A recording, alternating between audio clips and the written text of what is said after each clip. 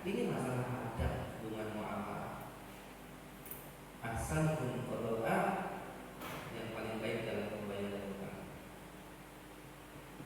Ya. Tadi, dan harus tahu posisi, jangan sampai kebolak-balik. Wa in kana zu usratin fanaziratun ila maisarah. Orang adat bagi yang memberikan hutang tadi, memberikan tangguh pada saudaranya kalau belum bisa bayar. Ini kan yang dianjurkan dalam Al-Quran, memberikan tangguh.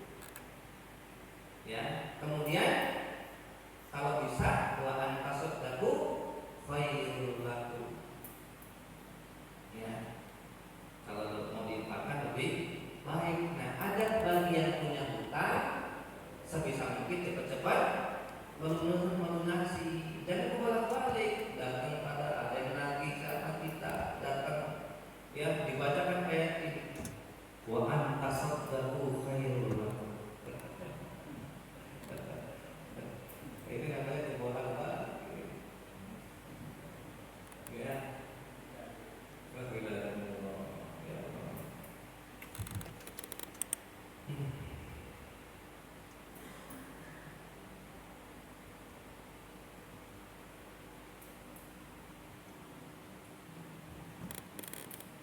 Buruknya orang yang menunda pembayaran hutang. An Abi Hurairah radhiyallahu anhu anna Rasulullah sallallahu alaihi wasallam qala muqtilul ghani dulmu fa idza atbi ahadukum ala malin falyattabi. Memperlambat pembayaran hutang itu kezaliman. Sudah jatuh tempo, ada punya, enggak cepat-cepat dibayar itu kezaliman. Kezaliman. Nah, harta orang itu memang bukan harta tadi. Ya, orang sudah mempercayakan, merelakan untuk dipinjamkan sementara, oh tahan, masya Allah, ya, jika salah seorang kamu diminta untuk menerima pengalihan hutang dalam pembayaran, maka terimalah, kalau itu lebih memudahkan. Ya, ada orang ditagih sulit untuk repot, ya, tapi ada orang yang tadi dia juga punya hutang di luar. Nah, orangnya kalau ditagih dapat, dan kamu tagih sama-sama aja ya. Di sana saya ada sekian. Kalau kamu bisa tagih lunas. Kalau kamu terima begitu, kalau itu memang mudah, terimalah kata Rasulullah. Ya, pengalihan hutang.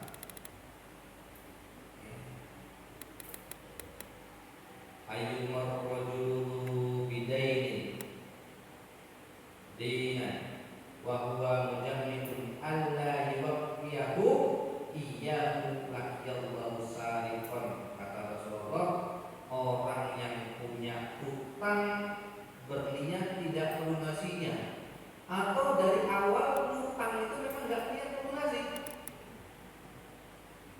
banyak. Ya, banyak. Ya, laqiyallahu sarifan, maka di akhirat nanti dia akan bertemu Allah sebagai seorang sarik pencuri. Ya.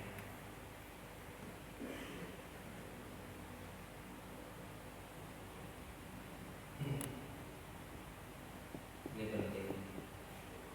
Ya, penting. Banyak orang hari ini tidak peduli dalam urusan itu. Ya. Menunda-nunda kezaliman, baik sampai wafat, hati-hati.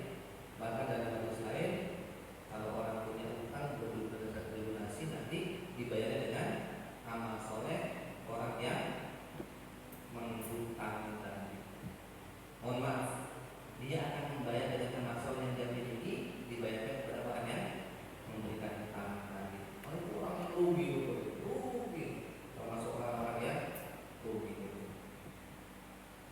Ya, karena kata Allah kan, bayan fa'umalun walabanun, pada hari kiamat nanti tidak berguna lagi harta dan anak-anak.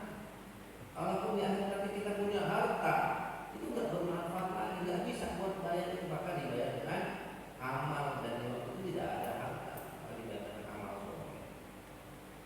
Ya, maka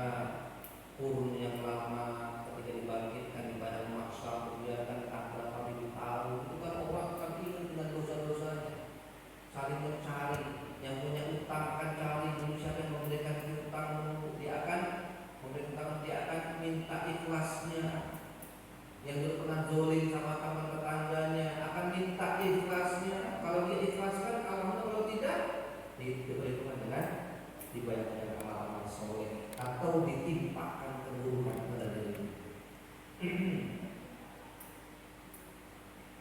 Ini berkata Allah. Jadi Islam itu memandang ini sesuatu yang serius, sampai di akhirat pun tetap berlanjut urusan itu. Ya, bahkan orang yang mati syahid saja tidak bisa masuk surga karena punya hutang. Mati syahid tingkatan yang terbaik dari seorang muslim dalam kematiannya. Husnul khotimah yang paling baik berarti kan. Mati syahid itu pun nggak cukup untuk bayar, untuk menghalalkan hutang, nggak bisa. Ya, bahkan dalam satu hadis Rasulullah katakan ada orang yang dia bertahan di pintu surga dengan sebab apa? Sebuah jarum yang dia pinjam, lupa mengembalikan. Nah ini hati-hati. Kalau kita punya utang yang gede-gede, pinjam yang gede-gede, itu pasti ingat. Yang utangi ingat, yang pinjam juga nggak lupa. Kalau lupa itu pura-pura lupa. Tapi kalau yang kecil-kecil hati-hati, yang kecil-kecil. Besok belum kurang 2.000, nah itu besok 2.000 hati-hati, lupa 2.000. Ya, ibu-ibu yang belanja sayurnya langganan di warung atau punya apa? Punya langganan yang warung keliling, tukang sayur keliling itu kadang-kadang urusan perkara 1.000, 2.000 kurang sesak-sesok itu hati-hati, lupa itu sampai akhirat kita akan menyusahkan dirinya. Ya, bapak-bapak misalnya, mohon maaf ya, misalnya yang masih mudut gitu kan, kadang-kadang kan korek temennya ke bawah, hati-hati, Masya Allah. Ya.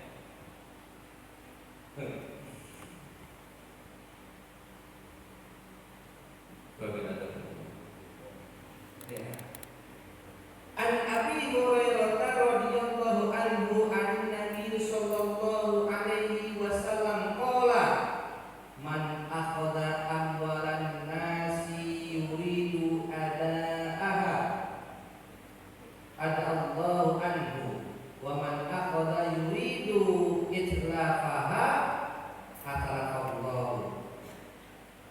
Kata Rasulullah, barang siapa yang mengambil harta orang lain pakai utang, ngambilnya pakai utang. Kalau mencuri kan jelas dosa, utang. Tapi dia nggak bayar, maka ya, yang ngambilnya niat yang bayar, Allah akan bantu dia untuk melunasinya. Maka akan dimudahkan jalan rezekinya. Mesti ada caranya bisa bayar utang. Atau bahkan dalam satu riwayat juga, ketika dia wafat punya hutang, Allah akan jadi saksi dan membela dia di akhirat nanti. Kalau dia di waktu hidup dulu niatnya bayar utang, Allah akan bantu dan bela dia.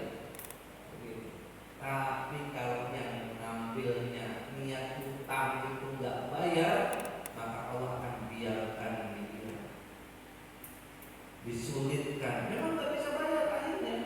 Mau bayar mati sakit, mau bayar akhiran lagi, mau bayar begini lagi, mau bayar ada sesuatu yang pengen lagi, dia tunda-tunda terus, maka dia nggak bisa bayar walaupun secara materi dia punya untuk bayar, dia nggak bisa bayar. Dan di akhirat nanti dia bertemu kepada Allah sebagai pencuri dan akan membiarkan dia untuk mempertanggungjawabkan urusan hutang itu sendirian. Baik.